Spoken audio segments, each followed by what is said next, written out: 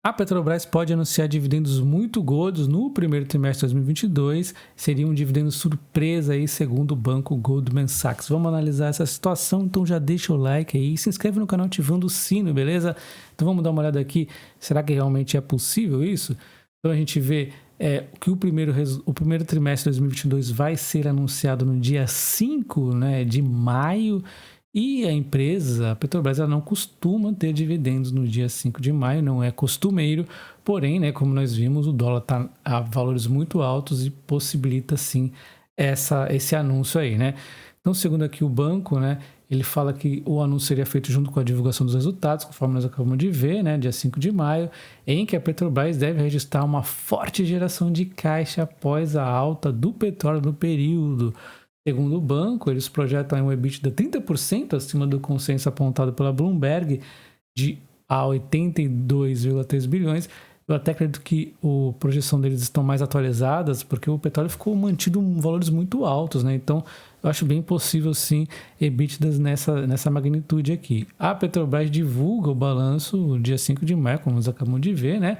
E, segundo o banco, né, o cenário contempla 5 bilhões em dividendos com um rendimento de 5%, segundo a fórmula referência da empresa aí para pagamento de dividendos, que seria 60% aí do CFO CAPEX, aplicado ao trimestre anterior. Porém, né, no entanto, aqui, ao considerar a geração de fluxo de caixa do primeiro trimestre e abril, vemos um espaço para anúncio de dividendos de 10 bilhões de dólares, ou cerca de 10% do rendimento. Ou seja, o banco trabalha aqui com um cenário mínimo de 5% de dividendo, porém, como a empresa está gerando muito dinheiro neste 2022, existe a possibilidade já de um pagamento de 10% de uma só vez nesse anúncio. Realmente, o petróleo está em níveis aí assustadores, né? Eu acho muito possível, né? Inclusive, com a ação caindo, esse dividendo aqui acaba ficando até maior. Falando aí em preço de compra, a Goldman aqui anuncia o preço-alvo como R$ 36,90, que não dá tanta margem assim em termos de valorização de 12%. Também o cenário político, né, desafia bastante. Assim, ela vem até caindo mais, né, o que dá uma brecha ainda maior. Esse valor aqui vai ficando maior e o dividendo também, né? Bom, então a gente vê aqui o EBITDA da empresa, ela fantástico, né? Uma empresa que se transformou numa empresa altamente lucrativa, como a maioria das empresas petrolíferas no mundo inteiro são.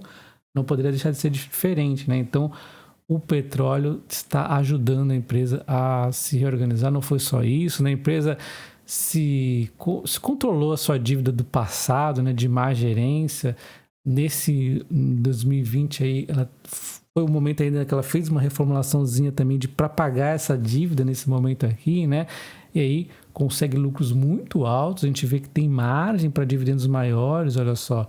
Então, realmente pode sim pagar dividendos gordíssimos, não foram dividendos assim que ela pagou acima. E o maior beneficiado, quem seria o maior beneficiado dos dividendos da Petrobras? O próprio governo, que é o maior acionista, né? Dito isso por mim, muitas vezes, inclusive para o possível presidente que, pelo visto, declinou a possibilidade, né, de se tornar presidente, né? A gente vê o preço do petróleo aqui, né? Ninguém sabe para onde vai. Então a gente vê que há 2 dias aí o preço do petróleo recuava com a liberação de reservas. Depois vem aí que Biden não deve ter tantas reservas assim. E aí os preços do petróleo caem 3%, com conversas sobre os temores aí da oferta. E assim fica. Um dia sobe 3, outro dia cai 2 e tá uma loucura, né? Mas uma loucura contida, porque a gente vê o petróleo aqui, cara, batendo aqui o 107 e tá ficando aqui. Ele tá querendo ficar nesses valores aqui, pelo menos acima de 100, né? Ó, o mínimo que ele atingiu aqui, você vê valores muito altos.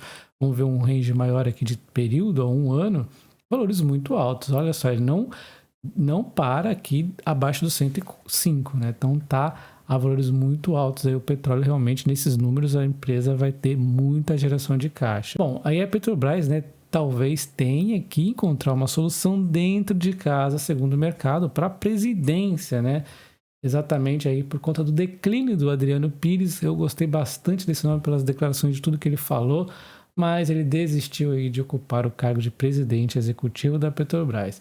segundo o jornal O Globo, né? E no domingo, Rodolfo Landim, presidente do Flamengo, também desistiu de comandar o conselho da administração da petrolífera. E o mercado já começa a ficar sem opções fora aí da Petrobras para achar alguém com experiência passada na companhia para assumir o posto de CEO, presidente do conselho.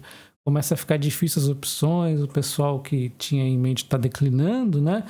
E ele tem aqui até o analista afirmando que acha péssimo, né, ter que escolher alguém dentro da companhia, porque só reforça a ideia de que pode ter ingerência sobre a companhia. Mas a gente tem que lembrar também, né, que sim, existe um risco gigantesco, eu sempre falo isso, mas as empresas hoje, né, pelo menos da época que eu comecei a investir lá em 2007, é um pouquinho diferente. Elas têm uma proteção um pouco maior, a lei da SA tá um pouquinho mais engessadinho para o governo meter ali a mão, mas sempre é possível, ainda mais quando se trata do governo, né? Nós não estamos falando de uma lei da SA para um acionista majoritário aí, que é uma pessoa física, alguém aí, sei lá, é o governo. Então o governo ele pode aí, enfim, né? Você sabe que o governo faz aí. Então assim, para o Galdino, a chance de alguém mais técnico assumir o comando da estatal foi reduzida. Ele lembra em recente entrevista em que o general Joaquim Silva e Luna, que deve deixar o cargo do CEL, relatou pressão exercida pelo governo por mudanças na política da empresa, né? Quando o presidente saiu, Joaquim, realmente ele falou muito mal, estava bem chateado aí, reclamando da pressão que ele estava sofrendo sobre essa questão aí dos preços. Bom, e aí, segundo o mercado, né, a corretora Ativa Investimentos, ela emitiu um comentário onde dizia que enquanto o mercado não tiver um novo nome para o comando da empresa, a ação deve continuar caindo na bolsa. Já a Mirai falou em volatilidade para o papel na semana. Realmente nós estamos vendo volatilidade, né? Já o Itaú BBA seguiu o tom dos relatórios anteriores, onde diz que as incertezas não são motivo para desconsiderar aí, né, os fundamentos da empresa, porque com o petróleo nesses valores, esperamos que a Petrobras continue apresentando uma forte geração de caixa para esse ano, com um preço-alvo de 38. Então fica a dúvida, né, entre fundamentos muito fortes, né, resultados gigantes aí que deve vir e possíveis intervenções, risco político em meio a eleições que pode apresentar um risco para os anos seguintes ainda maiores, dependendo aí do que o possível candidato futuro eleito venha dizer aí na imprensa, né, na sua campanha política. E me diz você, vale a pena comprar a Petrobras no meio dessa confusão política? Bons números que a empresa deve apresentar e bons dividendos? Ou será que o risco político é muito grande para valer a pena uma compra? Bom, eu pelo menos venho vendendo a Petrobras, né? Mas eu até tenho uma put que com a ação caindo pode ser executada, então vou aumentar mais um pouquinho se essa put for executada. Se não for, de repente eu lanço outra para o mês que vem, um pouquinho mais baixo. E assim a gente vai indo, né? Querendo comprar aí a Petrobras, se for um preço barato, também não muita quantidade, não vou encarar essa eleição com grandes quantidades de petro, isso aí é definitivo. É uma empresa excelente que tem um risco político, o maior risco político da Bolsa Brasileira. Então, deixa aí nos comentários para a gente trocar uma ideia e dê uma olhada nesse vídeo que aparece aqui indicando na sua tela, onde eu falo todas as ações que eu invisto no Brasil e no mundo. Espero que tenham gostado, um abraço e até o próximo. Valeu!